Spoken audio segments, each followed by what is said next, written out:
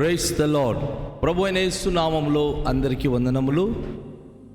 యేసయ్య మాటను ఈ కార్యక్రమాన్ని వీక్షించడానికి ప్రేమతో నేను మిమ్మల్ని ఆహ్వానిస్తున్నాను. ఈ దినము లూకాసు వార్త 20వ అధ్యాయము 9వ వచనం నుండి 19వ వచనాల వరకు ధ్యానించుకుందాం. అంతటా ఆయన ప్రజలతో ఈ ఉపమానము చెప్పసాగెను. ఒక మనుషుడు ద్రాక్ష తోట నాటించి కాపులకు గుత్తకిచ్చి దేశాంతరం పోయి బహుకాలం ఉండెను.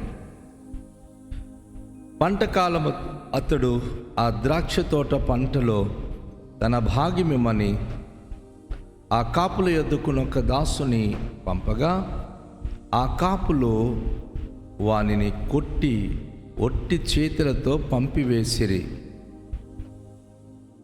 మరలా అతడు మరి ఒక దాసుని పంపగా, వారు వానిని కొట్టి అవమానపరచి ఒట్టి చేతులతో పంపివేసిరి. మరలానతడు మూడో వాని పంపగా, వారు వానిని గాయపరిచి వెలుపలికి త్రోసివేసిరి. అప్పుడు ఆ ద్రాక్ష తోట యజమానుడు, నేనేమి చేతును? నా ప్రియ కుమారుని పంపుదును, ఒకవేళ వారు అతని సన్మానించెదరని అనుకొనెను. అయినను ఆ కాపులు అతనిని చూచి, అతని వారసుడు, ఇతడు వారసుడు, ఈ స్వాస్థ్యము మనదగునట్లు ఇతని చంపుదము రండని ఒకరితోనొకడు ఆలోచించుకొని అతనిని ద్రాక్ష తోట వెలుపలకి త్రోసివేసి చంపిరి. కాబట్టి ఆ ద్రాక్ష తోట యజమానుడు వారికేమి చెయ్యును? అతడు వచ్చి ఆ కాపులను సంహరించి తన ద్రాక్ష తోటను ఇతరులకు ఇచ్చునని ఆయన చెప్పగా, వారు విని అట్లు కాకపోవును గాక అనేది. అయితే ఆయన వారిని చూచి, అలాగైతే ఇల్లు కట్టువారు నిషేధించిన రాయి మూలకు తలరాయి ఆయన అని వ్రాయబడిన మాట ఏమిటి? ఈ రాతి మీద పడు ప్రతివాడును తునకలైపోవును, కానీ అది ఎవని మీద పడునో వానిని నలిపివేయును. ప్రధాన యాజకులను శాస్త్రులను తమను గూర్చి ఈ ఉపమానము ఆయన చెప్పినని గ్రహించి ఆ గడియలోనే ఆయనను బలత్కారముగా పట్టుకొన సమయము చూచిరి, గాని జనులకు భయపడిరి. ప్రియ దేవునికి బిడ్డలారా, దేవుని యొక్క సన్నిధిలో ఈరోజు యేసు ప్రభువారు ఒక చక్కటి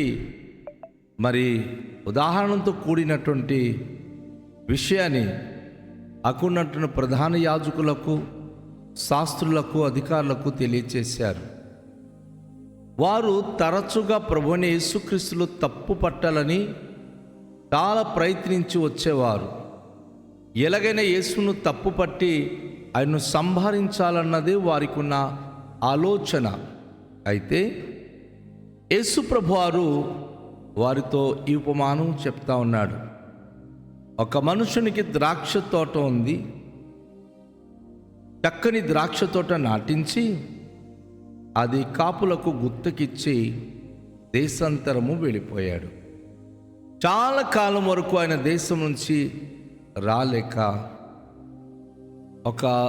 ఒకనొక సందర్భం వచ్చింది. అది మంచి పంట కాలంలో చాలా ద్రాక్ష తోటలు ఫలిస్తూ ఫల సమృద్ధిగా ఉన్నటువంటి సమయము చూచి ఆయన ఒక దాసుని పంపించాడు. ఒక దాసుని పంపించి ఆ ద్రాక్ష తోట యొక్క పండ్లను, ఫలాన్ని ఆ కాపుల కాయు వారి దగ్గర నుంచి తీసుకురావాలని చెప్పినప్పుడు, చాలా కాలం నుంచి తినే అలవాటు పడిన వీరు ఇవ్వడానికి ఇష్టపడాల. చాలా రోజుల నుంచి ఆ ద్రాక్ష తోట నుంచి వ్యవసాయమును వారు భుజిస్తున్నారు కనుక వారు వెంటనే ఆ ఫలసాయం ఇవ్వడానికి వారు ఇష్టపడలేదు.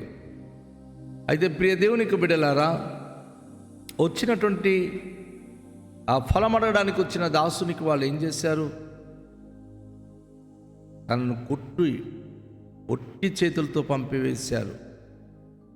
ఖచ్చితంగా నానా విధమైన మాటలు పలికి ఉంటారు. నీకెందుకు ఫలం ఇవ్వాలి, కొన్ని సంవత్సరాల నుంచి మేము చేస్తున్నామని చెప్పి ఆ స్థలాన్ని లేక ఆ ద్రాక్ష తోటను వారు బెడ్డుబారు చేయడానికి ప్రయత్నించారు. ఒట్టి చేత్తో వెళ్ళినటువంటి దాసులు యజమానునికి చెప్పినప్పుడు యజమానుడు చాలా బాధపడుతూ మిగతా కొంతమంది దాసులను ఆయన పంపించాడు. ఆ దాసులు తమ దగ్గరికి వచ్చినప్పుడు వారు కూడాను తమ యజమానుని గురించి ఆ ఫల సహాయం అడగడానికి వచ్చినప్పుడు ఆ రెండోసారి వచ్చినటువంటి దాసులను కూడా వారు కొట్టి గాయపరిచి నానా మాటలు పలికి పంపించేశారు. మూడోసారి మరలా దాసులను పంపించాడు ఆయన. ఆ దాసులను కూడా వారు బయటికి తరిమారు. ఒరే మాత్రం కూడా అరే, ఆ యజమానుడు మనకిచ్చినటువంటి స్థలము కదా, ఈ యొక్క తోట కదా, తనకు ఫలమిస్తామని ఒకరిలో కూడా ఆలోచన రాలేదు. దానితో యజమానుడు తనకున్న ఒకే ఒక్క వారసుడైన కుమారునికి ఆయన సర్వాధికారము కలిగిన వాడు, ఆ ఫలసాయం అంతటికి వారసుడు. ఆయనను పంపించినప్పుడు ఆయన ఎప్పుడైతే వచ్చారో అక్కడున్నటువంటి గుత్తదారులు, కాపుల కాయవారు ఏమనుకుంటారంటే వీడు అతని వారసుడు, ఇతని కనుక హతమార్చేస్తే మనకి ఏ ప్రాబ్లం ఉండదు, ఇక తోట మనదవుతుంది అని చెప్పి వారిలో వారు అనుకున్నారు. వారిలో వారు తలంచుకొని నేరుగా ఆ తోటలో ఫలం అడగడానికి వచ్చిన యజమానుని కుమారునికి వెలుపల తీసి చంపేశారు. ఆ తోట వెలుపల పడేశారు. చాలా భయంకరమైన సంఘటన అది. ఆ విధంగానే చనిపోయినప్పుడు యేసుప్రభువు వారు అడుగుతున్నారు, ఇప్పుడు ఆ యజమానుడు గనుక వస్తే ఈ కాపుల కాయువారి సంగతి ఏమి, ఎలా ఉంటుంది అని అడిగినప్పుడు ఖచ్చితంగా అది వారికి శిక్ష విధికి కారణమవుతుంది.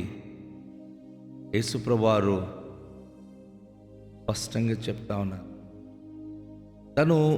తన పరిచయ నిమిత్తం వచ్చి ఆ తోటను సంరక్షించాలని, ప్రజలను రక్షణను నడిపించడానికి ఆయన వచ్చినప్పుడు అనేక మంది ఆయనను అంగీకరించలేదు. ఆయనకు చంపివేశారు, ఆయనకు గాయపరిచారు. ఇక్కడ ఈ యొక్క వారసుని కూడా వారు హతమార్చి చంపివేసినప్పుడు ఆ యజమానుడు వస్తే ఏం చేస్తాడు?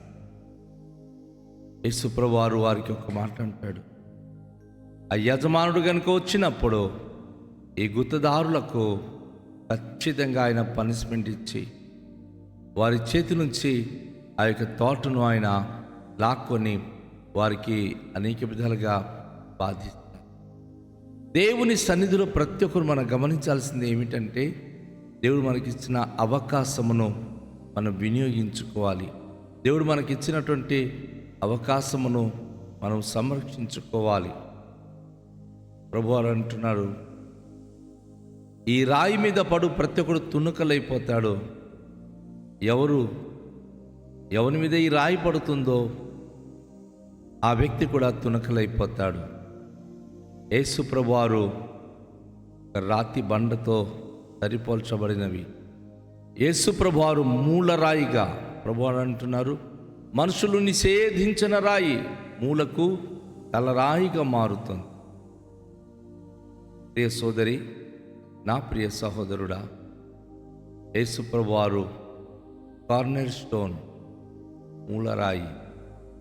ఈరోజు నమ్ముకున్న ప్రతి బిడ్డలు యేసు ప్రభు మీద మన జీవితాలు కట్టబడాలి. యేసు ప్రభుకి ఎగ్నిస్ట్గా ఎవరు వెళ్ళినా తునకలైపోతారు. దేవుని యొక్క వాక్యం ద్వారా చూస్తున్నాం, రాయి ఎవరి మీద పడినా వారు తునకలైపోతారని ప్రభువారు తెలియచేస్తూ ఉన్నారు. కనుక ఈ మాటలు వారి గురించే చెప్పబడింది అని అక్కడ ఉన్న యాజకులు, శాస్త్రులు యేసయ్య గురించి ఇంకా పగపట్టి తనని ఎలా అయినా హతమార్చేద్దామని ప్రయత్నాలు చేస్తున్నారు. బలవంతంగా పట్టుకోవాలి అని చెప్పి వారు యేసు ప్రభు గురించి చాలా కుట్ర పన్నుతున్నారు. యేసు ప్రభువారు ఏమాత్రం వారి కుట్రకు చిక్కలేదు. యేసు ప్రభువారు యథార్థంగా తనకు తండ్రిని దేవుడిచ్చిన అధికారం మేరకు ఆయన దేవునికి మహిమకరంగా పరిచర్య చేస్తూ వెళుతూ ఉన్నాడు. నా ప్రియ సహోదరి, నా ప్రియ సహోదరుడా, దేవుని యొక్క వాక్యం వింటున్న మనం దేవుని యొక్క సన్నిధిలో మనము ఆ మూలరాయి అయిన యేసు ప్రభు మీద కట్టబడిన వారే. ఆయన వాక్యానికి, ఆయన మాటలకు లోబడి తనకు మహిమకరంగా జీవించే వారమై ఉందాం. తనకు వ్యతిరేకంగా జీవించినప్పుడు ఆయనైతే కార్నర్ స్టోన్గా నిలబడతాడు, కానీ తనను విసర్జించిన వారు నష్టపోక తప్పదు. సో మనం ఫలించే ప్రజలుగా, తనకు మహిమ తెచ్చే ప్రజలుగా జీవించడానికి రండి మనం కోరుకుందాం, ప్రార్థన చేద్దాం. మిక్కిలి దయగల తండ్రి, మీ పరిశుద్ధ నామానికి స్తోత్రాలు. నిషేధించబడిన మీరు ప్రపంచంలో ఈరోజు మూలకు తలరాయిగా నిలిచి ఉన్నారు. మీ మహిమ కొరకు మేము జీవించలాగున మీతో అంటు కట్టబడి మీ పట్ల పరిపూర్ణ విశ్వాసం కలిగి జీవించే భాగ్యం ఇవ్వండి. ప్రతి బిడలకు మీ యొక్క కృప, కరుణ, కటాక్షము దయచేయండి. ఘనత, మహిమ, ప్రభావాలు మీరే పొందుకున్నామని యేసు నామములో ప్రార్థిస్తున్నాము తండ్రి, ఆమేన్. అందరికీ షాలోమ్. ప్రభు మనలను దీవించును గాక.